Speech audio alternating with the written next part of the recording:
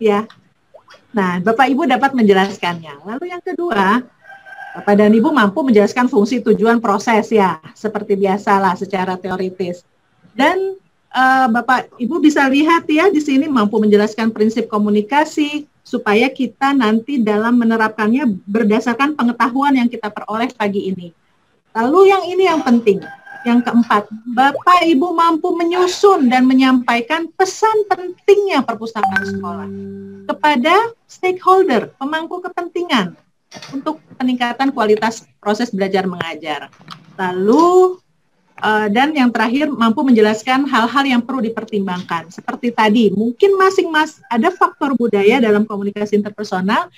Nah, Bapak dan Ibu dalam menjalankan komunikasi interpersonalnya nanti dapat mempertimbangkan hal-hal yang pasti bersifat unik, bersifat spesifik dari masing-masing situasi dan kondisi Bapak dan Ibu semuanya. Oke. Nah, ini definisi. Ya, bisa jadi nanti keluar dalam dalam tes sumatif. Nggak tahu juga saya ya. Tapi Bapak dan Ibu perhatikan, minimal dapat memahami, dapat mengambil kata kunci poin utama dari definisi komunikasi. Jadi komunikasi merupakan proses menciptakan hubungan. Jadi terjadi hubungan ya melalui, sebentar saya kecilin dulu. Melalui interpretasi dari makna pesan yang disampaikan.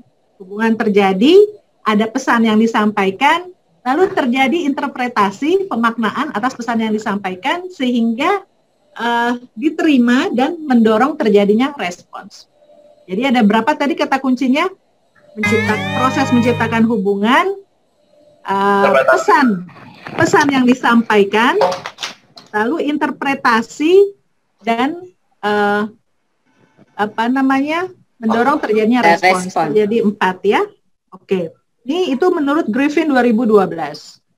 Menurut West and Turner lebih tua, 2 tahun, 2010. Jadi komunikasi merupakan proses sosial antara seseorang dengan orang lain dalam suatu lingkungan tertentu menggunakan simbol, bahasa, suara untuk menyampaikan pesan. Ya, intinya sama ya Bapak dan Ibu ya. Jadi terjadinya hubungan melalui interpretasi, melalui pesan yang disampaikan, lalu diterima, dan mendorong terjadinya respons. Oke. Nah, nih, Bapak dan Ibu, fungsinya sebagai makhluk sosial nih Bapak dan Ibu, kita semua manusia kan ya Bu ya, Bapak? Ya. Tuh, kita bukan pohon gitu ya, bukan meja gitu, tapi kita adalah manusia.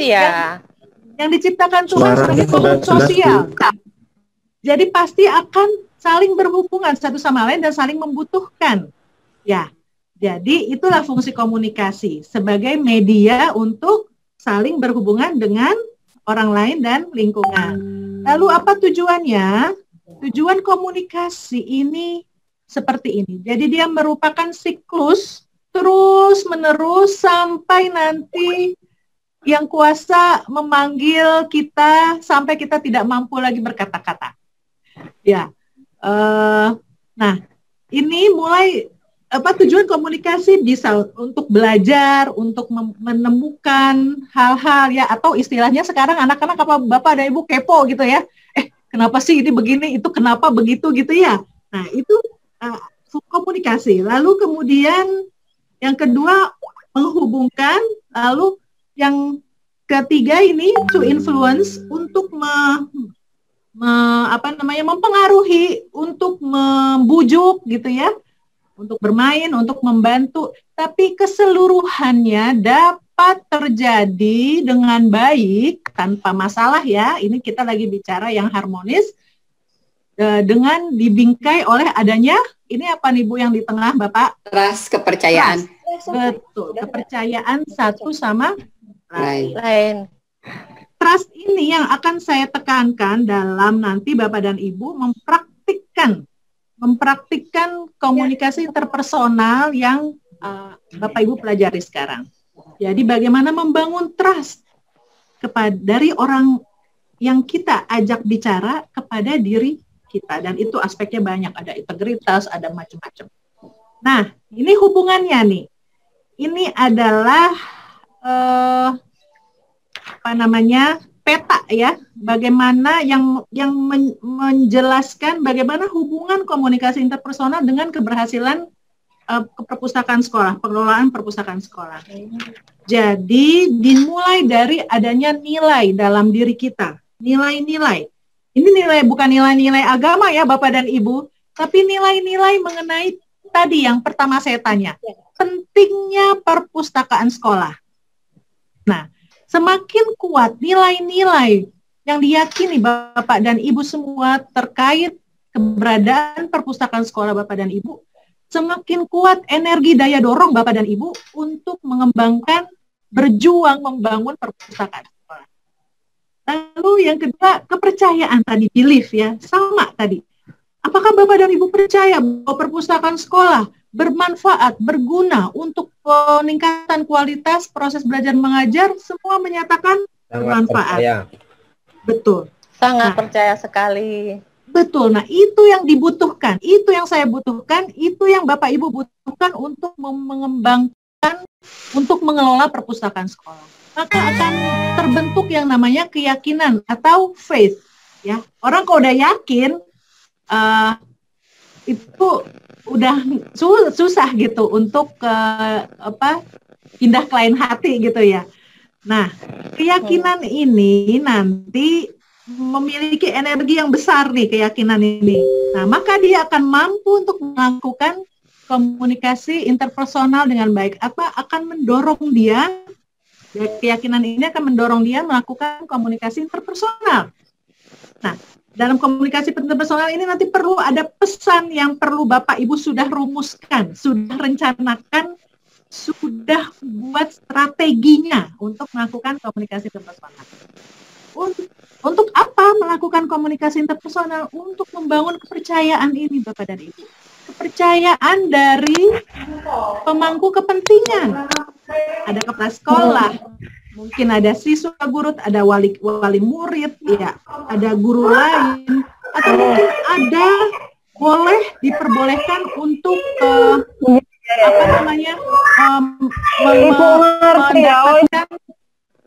mendapatkan dukungan bantuan resources dari swasta misalnya ya. Itu kan tergantung peraturan yang ada di tempat Bapak, di sekolah Bapak dan Ibu semuanya. Nah, tapi ketika kepercayaan ini sudah terbangun, maka kayak dana BOS yang kan boleh ya untuk mengelola perpustakaan, bukan sekedar hanya pengadaan bukunya, tapi juga mungkin pengadaan PC-nya atau pad-nya ya, untuk ketika nanti anak-anak sudah selesai PJJ-nya, atau sekarang mungkin untuk membangun perpustakaan virtualnya gitu, karena anak-anak sekarang PJJ dan seterusnya. Itu pengelolaan perpustakaannya. Nah, tapi yang saya tekankan di sini adalah membangun kepercayaan itu tadi. Ketika sudah terbangun, maka dana BOS yang meskipun ada kendala, ini nggak boleh, itu nggak boleh, bisa kita komunikasikan, kita tanyakan dan seterusnya, meskipun pasti banyak arah rintangannya, tapi ada upaya minimal tercerahkan bahwa ini boleh untuk pengelolaan perpustakaan. 5% ya, amanat undang-undang kok. Ya. Lalu yang terakhir ini, bukan terakhir, tapi tahap selanjutnya adalah menciptakan pengikut atau follower. Untuk apa? Bukan untuk kejayaan pribadi kita, bukan. Tapi untuk bersama-sama membangun perpustakaan sekolah kita yang berkualitas tadi.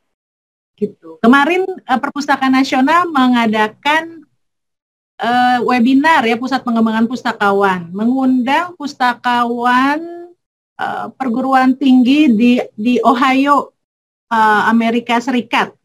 Nah, dia mengatakan bahwa salah satu cara dia mengelola perpustakaan itu adalah melibatkan mahasiswa dalam mengelola perpustakaannya.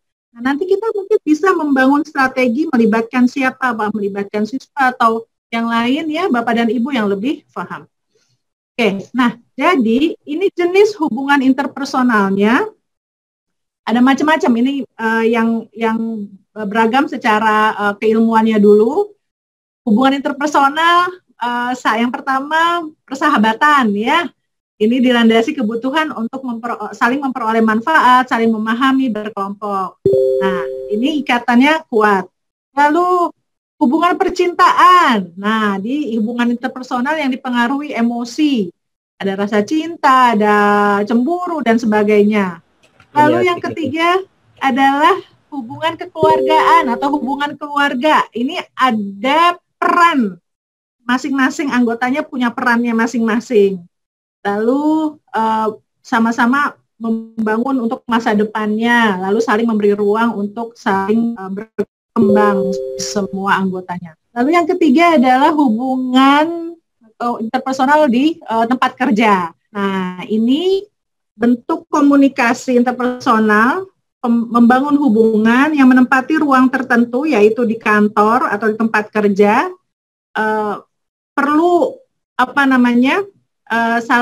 saling mendukung dan saling memanfaatkan resources atau sumber daya yang tersedia. Nah, ini 4 jenis hubungan interpersonal. Dalam hubungannya, dalam relasinya dengan membangun perpustakaan sekolah, menurut Bapak dan Ibu, hubungan yang mana? Kalau dari sini, di mana trust tadi berada? Ya, 27 partisipan raise hand. Nah, mungkin udah ada yang di chat mungkin. Oke. Ya. Baik, Bapak dan Ibu sudah berbicara dengan diri sendiri nih sekarang bahwa family itu di mana, Pak? Oke, di semuanya ya. Semuanya, Bu. Ditandain nih. Baik. Jadi, dapat dibayangkan ya betapa pentingnya trust tadi ya, Bapak dan Ibu. Ada Bu Dewi. Ya. Tidak, baru ku tegur deh. Nyasa dulu Bu. Iya. Ya. Oke, baik. Kenapa nggak naruh ininya dulu? Di mute lagi ya. Silahkan di mute lagi. Baik. Nah, jadi untuk membangun perpustakaan sekolah Bapak dan Ibu, hubungan jenis apa yang kita bangun? Ya, ada ya Pak. Meetingnya belum direkam itu. Oh, Pak host belum merekam ya, saya rekam ya. Tapi host aja deh yang rekam ya, silakan. Ini masih ini Bu dari diktasinya masih masih yang bilangnya. Saya cari dulu kalau gitu ya cara chat. Oke, udah nih, udah direkam nih. Bisa nggak? Udah kerekam belum? Ya, ada ya. Start di sini tuh namanya. Belum Bu, kelihatannya itu baru terekam. Oh, udah. Oh ya sudah. Oke, ya. Baik. Baik ya, peserta udah mute lagi semuanya. Saya ulangi. Jadi Bapak dan Ibu. Berapa jenis yang gede? Mana tuh? Sebentar. Stage. Nah, jadi hubungan jenis apa yang akan kita bangun? Bapak dan Ibu silahkan melihat kembali ke slide yang tadi. Hubungan yang mana yang akan kita bangun untuk mengembangkan perpustakaan sekolah kita? Kalau misalkan belajar kelompok atau apa gitu. Place. Kalau perpustakaan yang 4 tuh. Yang workplace. Oke. Workplace. Oke, ya. Baik. Sekarang mute lagi. Baik. Baik ya. Bapak dan Ibu silahkan mute lagi. Ya, oke. Saya terima jawabannya. Silakan di mute lagi. Jadi Bapak dan Ibu sudah mengidentifikasi mana hubungan yang diperlukan untuk membangun perpustakaan sekolah yang baik. Oke. Ada friendship dan ada workplace. Kalau yang merah sama yang hijau itu beda lagi. Oke. Nah, kita lihat lagi next. Jadi di sini perlunya tadi kita membangun jejaring. Tadi ingat Bapak dan Ibu slide yang sebelumnya, slide yang ini saya kecilin dulu slide-nya, slide yang ini. Nah, di sini ada menciptakan follower tadi ya. Nah, kalau di medsos juga mendapatkan follower ribuan jutaan itu bisa dapat income gitu ya. Nah, kalau ini kita menciptakan follower melalui komunikasi interpersonal untuk tadi bukan untuk kejayaan pribadi kita, tapi untuk membangun perpustakaan sekolah menjadi lebih baik. Jadi nggak ada lagi tuh rasa sungkan, aduh nggak enak ya mau nyampein, mau bilang ke kepala sekolah, Pak, kita perlu loh membangun perpustakaan virtual, terutama di masa PJJ ini, dan nanti itu akan terus dipakai sampai selanjutnya kayak gitu. Nah, itu keperluannya ini. Kita udah tahu keperluannya ini. Ya, udah nggak sungkan lagi. Ini bukan untuk kepentingan saya kok, ini untuk kepentingan anak-anak, untuk kepentingan sekolah gitu ya. Oke, nah lanjut. Nah, ini jadi 6 tahapan model hubungan, ya Bapak dan Ibu mungkin bisa lihat dan pernah mengalami pasti ya. Yang pertama itu dimulai adanya kontak nih, ya tadi kontak baik itu langsung maupun tidak langsung. Nah, terbentuk persepsi, oh ini Bapak ini orangnya begini, oh Ibu ini orangnya begini gitu ya. Jadi interaksi. Nah, mulailah tuh terjadi perlibatan. Nah, keterlibatan masing-masing, lalu kemudian semakin intens, ya kalau nggak cocok udah langsung keluar dia.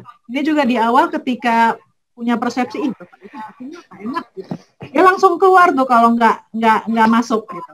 Nah, ini yang perlu kita bangun ketika kita akan melakukan komunikasi interpersonal. Upayakan untuk melalui 6 tahap ini sampai akhir, sampai sukses gitu. Ya, kita lanjutkan dulu. Nah, ini intimasi ini tidak melulu tadi ya, seperti kebiasaan istilah intimasi itu, tapi yang penting di situ adalah semakin dalam hubungan, semakin kuat komitmennya. Komitmen. Jadi pesan yang kita sampaikan ke orang yang kita tuju, yang kita lakukan komunikasi interpersonal itu dapat diterima dengan baik dan membentuk dalam dirinya, bertahan dalam dirinya, mengendap dalam dirinya, sehingga terjadi social bonding. Jadi bonding, kalau Bapak itu pengelola perpustakaan, pustakawan, dia gigih banget memperjuangkan supaya anak-anak itu dapat yang terbaik. Gitu ya. Itu udah jadi itu. Kenapa saya nggak bantu ya, saya mau bantu misalnya itu ininya kepala sekolah misalnya atau yang lain atau wali murid atau yang lain. Nah ini bisa terjadi beberapa kemungkinan ya ketika udah deket ini. Nah ini biasanya udah mulai muncul konflik sehingga terjadi penurunan hubungan, bisa jadi gitu ya. Ini secara umum gitu. Wah, tapi nah ini terjadi penurunan hubungan, kemungkinannya bisa 2, bisa diperbaiki, di-repair, ya, atau bubar, bubar jalan, dissolution, gitu. Oke, di-mute ya, yang lain ya. Baik ya, Bapak dan Ibu bisa memahami 6 tahap model hubungan ini. Dan dalam membangun atau melaksanakan komunikasi interpersonal, kita perlu memahami dan melalui 6 tahapan ini dan upayakan jangan sampai bubar gitu ya. Tapi kalau terjadi hal yang kurang kondusif, bisa di-repair, bisa diperbaiki. Nah, Bapak dan Ibu pernah dengar nggak lagu Hi-Fi? Ada kalimat ini nih, tak lagi dengannya gitu kan, nanti dengar sendiri deh di YouTube, nih saya kasih linknya. Itu artinya hubungannya bubar, itu udah bubar ya. Nah, kalau kita mah tetap dengannya, tetap dengan sekolah ini ya. Oke, lanjut lagi. Oke, nah ini saya rasa Pak Dwi, saya sampai jam berapa ya? 30 menit, apakah sudah 30 menit? Sudah Ibu Elus, boleh bertukar dengan... Baik, saya akan menyelesaikan sampai akhir sedikit saja untuk nanti Pak Berto mulai masuk ya. Berto sudah siap ya mempersiapkan diri. Siap. Nah ini, oke. Nah jadi Bapak dan Ibu ini sudah tahu artinya di sini ini nanti ada jenis-jenis jenis-jenis komunikasi ya, yang semua ini kita pelajari atau kita laksanakan, terutama intrapersonal, interpersonal ya, semua kita tidak bahas lebih dalam. Tapi inilah prinsip-prinsip komunikasinya yang Bapak Ibu perlu pahami. Jadi prinsip pertama adalah mulai dari diri kita sendiri. Lalu libatkan orang lain. Sampaikan pesan dengan jelas sehingga dapat dipahami. Prinsip keempat, terjemahkan makna dari hasil komunikasi kita tadi, ya. Apakah dia menerima, apakah dia belum menerima, kalau belum menerima, apanya yang belum diterima, ya. Itu perlu kita rencanakan itu. Ini untuk membangun perpustakaan sekolah kita. Lalu yang kelima, jaga momen bicara. Bicara secukupnya dan perbanyak mendengar. Jadi dengan telah mempersiapkan pesan yang akan kita sampaikan, jadi kita nggak perlu bicara panjang lebar banyak gitu. Malah nggak masuk dan perbanyak mendengar. Dari sana kita bisa menyerap, oh sebenarnya masuknya kita bisa dari sebelah sini, masuknya bisa dari sebelah sini. Nah, ini saya kemarin mendengarkan salah satu paparan gitu ya, tentang leadership atau kepemimpinan. Salah satu contoh leader yang terbaik di dunia ini adalah katanya Nelson Mandela, yang mendapatkan apa kalau award ya di dunia, lupa saya. Nobel. Ah, betul. Nobel. Nah, beliau mendapatkan Nobel gitu ya, karena di aspek leadership tadi. Ternyata kuncinya adalah dia lebih banyak diam dan lebih banyak mendengar. Sehingga dia tahu betul apa yang dibutuhkan oleh rakyatnya. Jadi dia sampaikan apa yang penting-penting dan sesuai. Jadi kalau memang pas ketika harus penjelasan, berikan penjelasan. Ketika harus stop bicara gitu. Oke, itu prinsip kelima. Dan prinsip yang keenam adalah hati-hati, karena lidah tidak bertulang. Ketika kita sudah menyampaikan kata-kata kalimat, itu udah nggak bisa ditarik ulang. Ya, apalagi di medsos ya, pasti Bapak dan Ibu sudah paham semua. Oke, itu saja dari saya.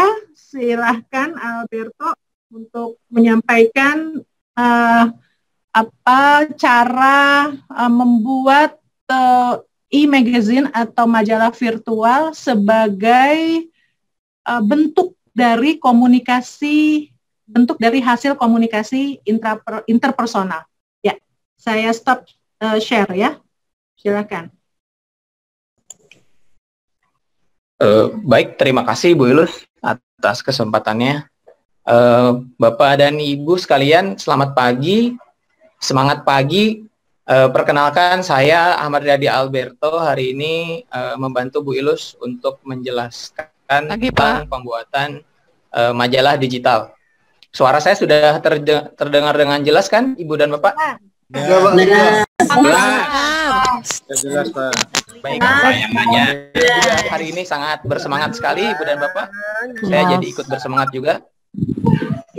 Langsung saja, coba sebelum saya contohkan bagaimana cara membuat majalah digital atau e-magazine, terlebih dahulu saya akan mencoba untuk menjelaskan sedikit PowerPoint yang sudah saya buat.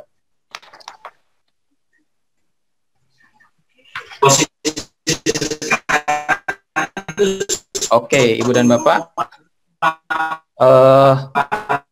kita tidak akan ujuk-ujuk langsung bikin majalah digital ya. Kita harus tahu dulu kenapa alasannya kita harus membuat majalah digital. Saya akan singkat aja di sini. Nah, ini terakhir data diambil tanggal 20 Oktober di Indonesia. Data COVID-nya sudah yang terkonfirmasi ada 368.842. Ini jumlah yang bukan sedikit ya Bapak dan Ibu. Yang menjadi unik adalah buat perpustakaan sekolah ini menjadi seperti pisau bermata dua.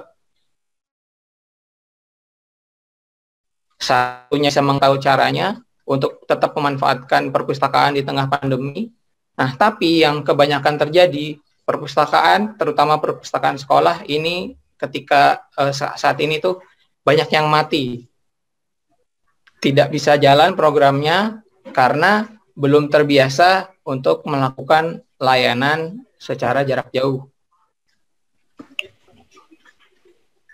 Nah, ini yang tingkat kategori membaca, saya skip aja, nanti bisa dibaca oleh Ibu dan Bapak. Ini peran pustakanya juga. Kita langsung saja. Nah, ini yang untuk program perpustakaan sekolah. Tadi sudah dijelaskan sebelumnya oleh Bu Ilus, sedikit disinggung tentang program perpustakaan, yang mana kita perpustakaan sekolah itu uniknya harus bisa mencapai visi dan misi dari organisasi induknya. Nah, dan yang unik lagi di perpustakaan sekolah ini, kita harus selalu berinovasi sesuai tuntutan zaman dan pustaka. Maka dari itu, kalau mungkin yang Ibu dan Bapak rasakan selama ini, kalau di sekolah berasanya selalu muda kan Bapak dan Ibu, karena anak-anaknya juga anak-anak muda yang selalu kreatif gitu, selalu punya inovasi baru. Jadi kita juga dituntut sebagai pustakawan harus bisa kreatif. Nah, saya ada pertanyaan nih, Ibu dan Bapak. Lebih baik koleksi banyak tapi tidak ada program, atau koleksi sedikit tapi programnya bagus? Kira-kira programnya bagus. Koleksi sedikit Koleksi sedikit tapi program bagus. Koleksi banyak program bagus, Pak. Banyak program bagus. Sedikit banyak program bagus, Programnya bagus. Programnya bagus, Bapak. Program bagus, banyak program bagus, Pak. Bapak dan Ibu. Koleksi banyak, program bagus. Oke. Tadi ada yang saya dengar yang pilihannya tidak ada daripada dua pilihan ini ya. Ada yang tetap koleksinya pengen banyak, programnya tetap pengen bagus. Oke. Tapi kenyataannya, tapi yang kita temui kenyataannya, dulu saya pernah berpengalaman di perpustakaan sekolah juga, Ibu dan Bapak. Kenyataan yang kita hadapi, padahal koleksi kita sedikit gitu kan ya, karena dukungan dari sekolah pun tidak ada. Kebanyakan kan seperti itu kan Bapak Ibu. Nah, terus bagaimana gitu, karena ada juga pernah ada yang curhat gitu sama saya, Pak, saya kok nggak diperhatikan sama sekolah. Gitu. Saya tanya, perpustakaannya sudah seperti apa? Katanya masih kurang, Pak, kalau misalkan dari segi koleksi. Terus programnya seperti apa? Ya programnya hanya melayankan buku saja, Pak. Gitu. Kalau anak-anak mau baca ya udah gitu aja loh. Ya sekarang saya kembalikan gitu. Kalau misalkan Bapak dan Ibu menjadi seorang stakeholder, misalkan seorang kepala sekolah, perpustakaannya minta diperhatikan, tapi perpustakaannya sendiri ya programnya hanya seperti itu saja gitu. Apakah Bapak dan Ibu kira-kira bakal memberikan porsi yang lebih untuk perpustakaan? Kalau misalkan perpustakaannya tidak punya program gitu? Tidak, Pak. Ya kan? Tidak. Ya, Harus seimbang jadinya, Pak. Programnya harus makanya Jika ingin diperhatikan harus ada programnya. nah, maka dari itu kita kan nggak bisa ujuk-ujuk dapat koleksi yang banyak yang sesuai keinginan kita, sesuai dengan kebutuhan penggunanya gitu, sesuai keinginan siswa. Kalau misalkan kitanya sendiri tidak berujang dari programnya dulu gitu. Kalau kita punya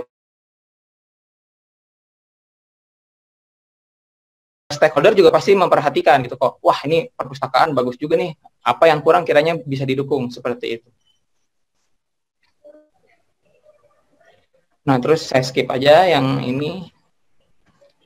Jenis majalah juga di skip aja. Waktu terbitnya, nah nanti Ibu dan Bapak bisa membuat sebuah majalah yang mungkin terbit 1 bulan sekali bisa, atau kalau mau lebih rajin 2 minggu sekali bisa, atau mungkin 2 bulanan atau 3 bulanan atau 6 bulanan tidak jadi masalah. Nah, terus kenapa sih kita harus membuat majalah digital gitu sebagai salah satu bentuk komunikasi interpersonal? Yang pertama, apalagi di masalah pandemi seperti ini ya, Ibu dan Bapak, di mana belum banyak tatap muka gitu kita dengan siswa. Terus kita perpustakaan kerjanya apa gitu kan? Kita harus membuktikan bahwa kita tuh bagian penting daripada sekolah kan. Nah, yang pertama majalah digital ini bisa dibuka di mana saja dan kapan saja. Saya yakin kebanyakan, mungkin 90% lebih orang tua siswa, dan mungkin siswa juga, itu sekarang udah punya gadget, gitu, udah punya handphone. Dan itu bisa dimanfaatkan di mana saja kan. Terus mengikuti perkembangan zaman juga, dengan bentuknya yang digital. Nah, sebagai media informasi dan literasi, jadi mungkin sekarang ini anak-anak banyak yang nggak ke perpustakaan karena mereka nggak tahu gitu, koleksi perpustakaan ada apa aja sih gitu, apa sih yang menariknya dari perpustakaan. Nah, salah satu bentuk promosi yang bisa diberikan oleh kita sebagai pustakawan yaitu lewat majalah yang isinya nanti adalah informasi dan literasi. Jadi nggak melulu hanya tentang buku digital saja, buku-buku, rekomendasi buku gitu, tapi banyak informasi lain yang bisa diberikan. Nah, dan ini juga penting sebagai sarana mengekspresikan diri dan berkarya baik bagi siswa, pustakawan, dan guru. Jadi nanti di majalahnya diisi oleh karya-karya siswa, karya guru, dan karya pustakawan sendiri. Ini tahapannya, hal-hal yang perlu diperhatikan, saya skip aja. Aplikasinya yang paling terkenal ada 2, kalau yang berbayar CorelDRAW dan Adobe Illustrator. Yang gratisnya ada Canva, ini online basisnya. Kalau Inkscape dia aplikasi yang harus diinstal dulu. Nah, nanti yang bakal saya contohkan itu yang penggunaan Canva. Itu dia gratis, bisa dibuka lewat web. Jadi ibu dan bapak tidak perlu memiliki komputer yang canggih-canggih banget, nggak perlu. Jadi yang penting terkoneksi ke internet nanti bisa. Nah, ini ada contoh-contoh kepada Ibu. Nah, ini saya mengambil salah satunya, ini yang dulu pernah saya buat 2017 di SMP 5 Bandung. Nah, isinya ada review buku, ada rekomendasi bacaan seperti itu. Ada juga kayak rekomendasi wisata yang kita bisa mengangkat wisata-wisata lokal di sana. Nah, terus ada juga ajakan-ajakan, campaign-campaign. Kalau kita kan koleksi kurang nih, gitu kan. Kalau misalkan anak-anak mau hibah, nggak ada salahnya dong. Kalau misalkan siswa yang mau hibah ke perpustakaan. Nah, biar tahu informasinya bisa dipasang di situ juga. Seperti itu. Nah, terus ada ajakan-ajakan untuk ke perpustakaan. Seperti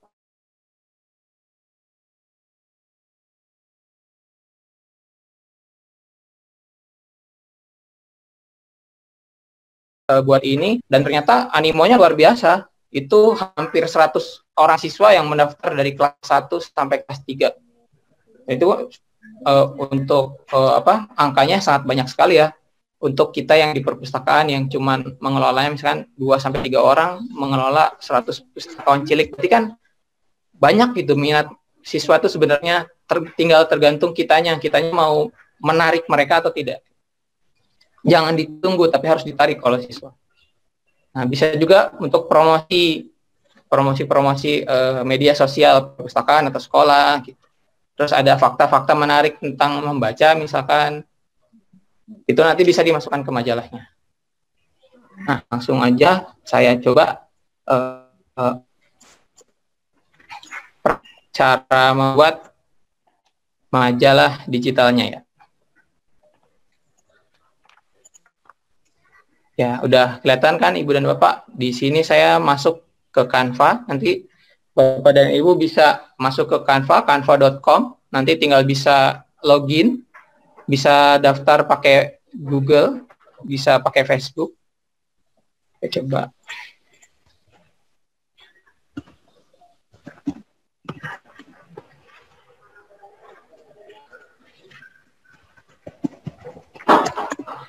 Nah, kenapa sih pakai Canva gitu, Pak Alberto? Karena Canva ini satu gratis, kedua web based, bisa dibuka di mana aja, tidak membutuhkan perangkat yang canggih-canggih banget, itu tidak. Dan yang paling penting Ibu dan Bapak, karena biasanya kalau kita mengenal teknologi kan mungkin Ibu dan Bapak merasakan aduh kan saya bukan orang desain, saya nggak ngerti gitu ya. Harus kayak gimana sih biar bagus dan lain-lain. Nah, di sini kita sebagai pustakawan itu bisa terbantu karena di sini banyak template yang udah jadi seperti itu. Jadi Ibu dan Bapak bisa cari di sini, misalkan saya contohin majalah, tinggal enter.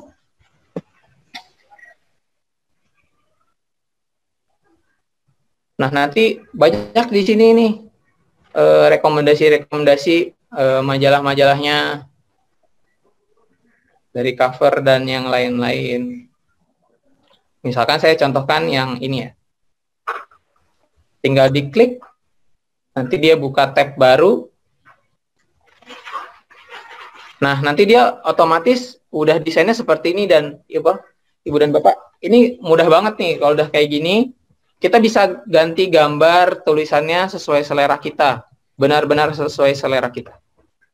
Misalkan saya udah siapin tadi beberapa foto, ini gambarnya mau saya ganti, tinggal diklik, klik kanan, pisahkan gambar. Misalkan kita mau bikin cover ya ini. Yang ini kita karena kita nggak perlu ya, karena ini majalah perpustakaan gitu, bukan majalah tentang memasak. Kita hapus saja. Terus nanti keunggahan, nanti Bapak dan Ibu bisa narik gambar dari komputer ke sini, di-upload.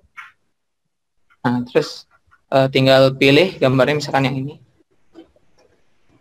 Tarik.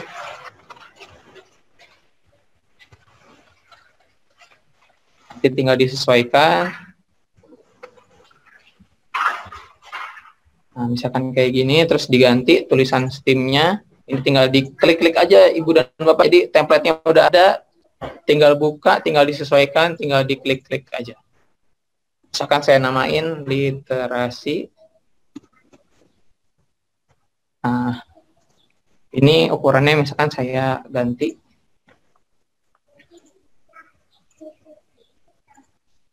Nah, ini benar-benar gampang banget, tinggal klik gitu, jadi selesai. Misalkan sininya.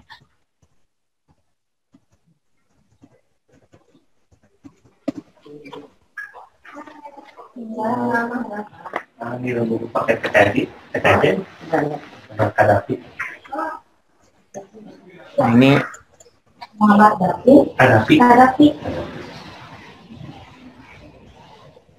Bapak itu kan sementara sekali di sini dengan hanya misalkan seperti ini aja, nanti ini bisa diganti-ganti tulisannya, misalkan headline-nya mau ada apa aja, misalkan kayak tentang tempat wisata yang asik selama pandemi, atau cara efektif belajar di saat pandemi gitu kan. Nanti kita bisa berbagi tips and trick untuk bisa dari siswa ke siswa, bisa dari murid dari guru ke siswa, bisa dari guru ke guru, bisa dari pustakawan ke guru, pustakawan ke siswa. Seperti itu. Jadi ini jadi sebuah media kita berkomunikasi gitu. Nggak hanya cuman sebuah majalah yang menyediakan informasi, tapi ini cara berkomunikasi kita. Seperti ini. Terus gimana kalau misalkan nanti saya pengen ganti gambar lagi yang lain, Pak Alberto gitu ya. Misalkan di halaman pertama ini udah selesai seperti ini aja. Nah, terus di halaman kedua saya nggak mau yang ini Pak Alberto. Nah, di sini di bagian template sebelah kiri itu nanti bisa lihat dan pilih, bisa cari misalkan artikel. Nah, misalkan yang di halaman kedua kita mau langsung bikin artikel nih, tinggal cari artikel, nanti di sini bisa cari template-nya. Nanti tinggal klik. Udah masuk deh. Nanti tinggal copy paste artikelnya ke sini. Nanti langsung bisa muncul dan sesuai dengan template yang udah ada. Jadi ada alasan buat kita, aduh kan susah Pak Alberto gitu. Kalau dengan Canva ini itu jadi jauh lebih mudah, jauh lebih gampang, tidak perlu komputer yang canggih-canggih. Yang penting ada koneksi internet. Nah, kalau koneksi internet kan seperti sekarang ini Bapak dan Ibu juga ada kan koneksi internetnya ya. Jadi pasti tidak akan jadi kendala buat Ibu dan Bapak. Gitu. Nanti isinya tuh majalah digital ini bisa tentang tips membaca atau tips-tips. hal-hal lain yang bisa dilakukan di rumah ataupun oleh siswa gitu. Misalkan tips membaca cepat atau tips merapikan pakaian, itu bisa kita, karena kita sebagai perpustakaan itu jangan terbatas pada hanya berbicara tentang buku gitu, tapi kita juga harus memberikan pengetahuan, karena pada dasarnya perpustakaan itu memang institusi pengelola pengetahuan. Pengetahuannya mungkin kebanyakan memang dari buku, cuman kita coba masukkan hal-hal lain yang masih masuk seperti itu. Nah, di sini juga nanti Ibu dan Bapak bisa mempromosikan program-program perpustakaan, mungkin yang 1 bulan 2 bulan ke depan mau ada nih di perpustakaan, biar anak-anaknya tahu, ini bisa nanti lewat majalah. Gitu. Nah, dari Ibu dan Bapak sendiri, kira-kira merasa kesulitan nggak kalau misalkan bikin kayak gini? Tidak, Pak. Tidak, Pak. Tidak, Pak. Ada pertanyaan, Pak. Pak, saya ada aja pertanyaan, Pak. Dicoba, Pak. Pak Alberto. Iya, dari saya Pak Maria Santo Yosef, Pak. Pak, beberapa waktu yang lalu saya mengakses Canva ini. Bapak Ibu mohon maaf untuk tidak ada sesi tanya jawab di forum ini karena kami menyiapkan forum. Oh gitu. Ya. Karena ini masih berhubungan dengan yang disampaikan Pak, nggak boleh ya? Forum diskusi saja.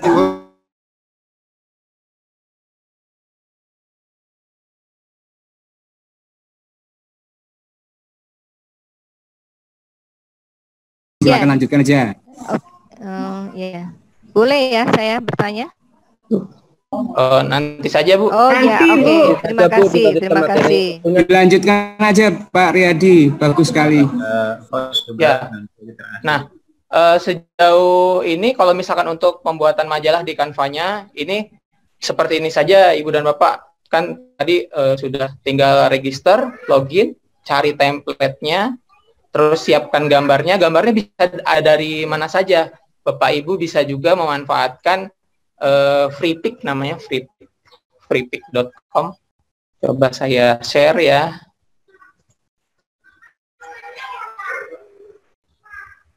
Nah, ini freepik.com. Di sini banyak gambar-gambar yang gratis gitu yang bisa Ibu dan Bapak ambil dan pergunakan. Misalkan perpustakaan saja, kalau misalkan mau gambar tentang itu sangat banyak sekali di sini. Tuh. Ada banyak sekali gambar yang bisa diambil, bisa manfaatkan, atau mungkin dari Google gitu bisa ngambil juga.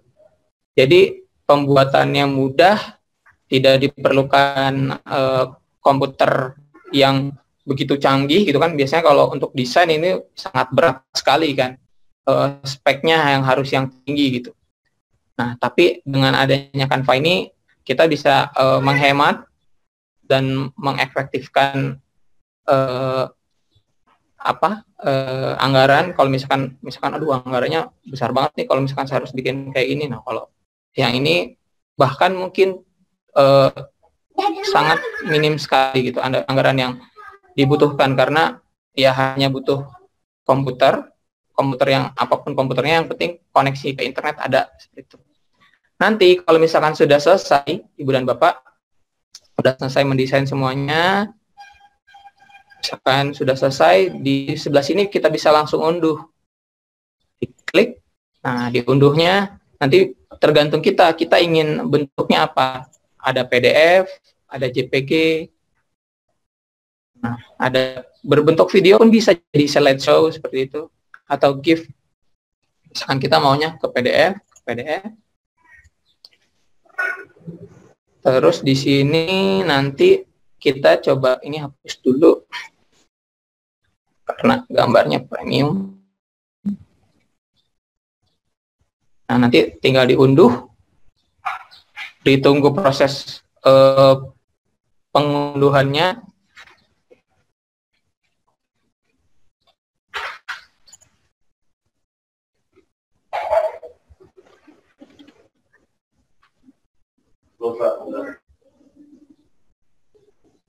Nah, nanti tinggal ditunggu saja. Setelah selesai diunduh, nanti bakal bisa dinikmati, bentuknya bentuk PDF dan langsung bisa di-share ke siswa, guru, dan komunitas sekolah yang lain. Tergantung target kita mau kemana. Nanti seperti ini bentuknya. Contohnya nanti bisa dikasih tulisan-tulisan apa gitu, tergantung headline-nya mau apa aja, seperti itu.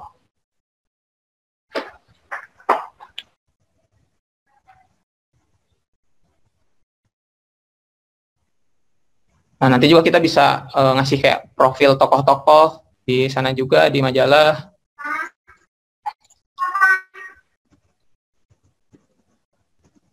Nah, saya juga ingin mengingatkan kepada Ibu dan Bapak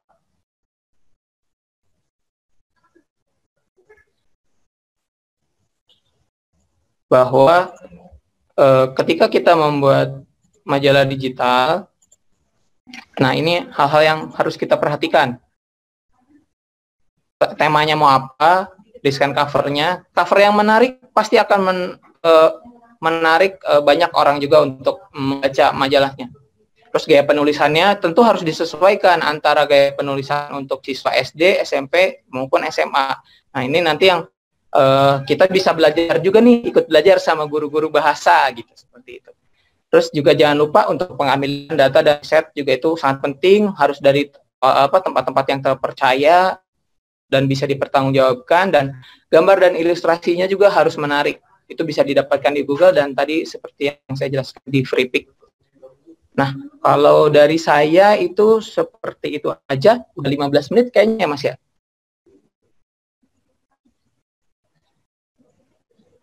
Sudah habis waktunya Pak Ahmad Riyadi. Ya, baik Pak Dwi. Ya. Pak, ada di share tuh Pak, di share di grup Pak. Pak Ahmad Riyadi, tutorialnya di share di grup Pak. Untuk PPT sudah saya share ya, punya saya dan punya Pak Berto sudah di-share di LDK. Terima kasih Bu. Sudah Bu, sudah dipelajari. Sudah dibaca. Tutorial untuk membuat majalahnya. Membuat Canva tadi itu ada tutorialnya nggak Bu? Untuk tutorial di Canva sendiri itu untuk di YouTube juga banyak banget. YouTube sudah banyak. Bisa coba cari di YouTube. Kalau yang tadi saya selingan hanya untuk cara gampangnya untuk mencari template dan membuat majalah dengan mudah seperti itu. Maaf Pak, itu di Canva gratis ya? Canva gratis. Canva tidak gratis, ada batas waktunya? Tidak ada batas waktu dan halamannya. Oke, kita. Ya. Betul. Internet aja ya Pak, internet. Baik, Ibu dan Bapak, internet sudah habis. Iya betul. Untuk saya terima kasih. Semoga Ibu dan Bapak bisa langsung mempraktekkan, langsung mencoba dan mendapatkan hasilnya. Hasilnya tentunya bukan hanya dari majalahnya saja, juga impact-nya yang lebih daripada itu. Amin, insya Allah. Amin. Ya. Baik, terima kasih. Assalamualaikum warahmatullahi wabarakatuh. Waalaikumsalam warahmatullahi wabarakatuh. Terima kasih. Waalaikumsalam warahmatullahi wabarakatuh.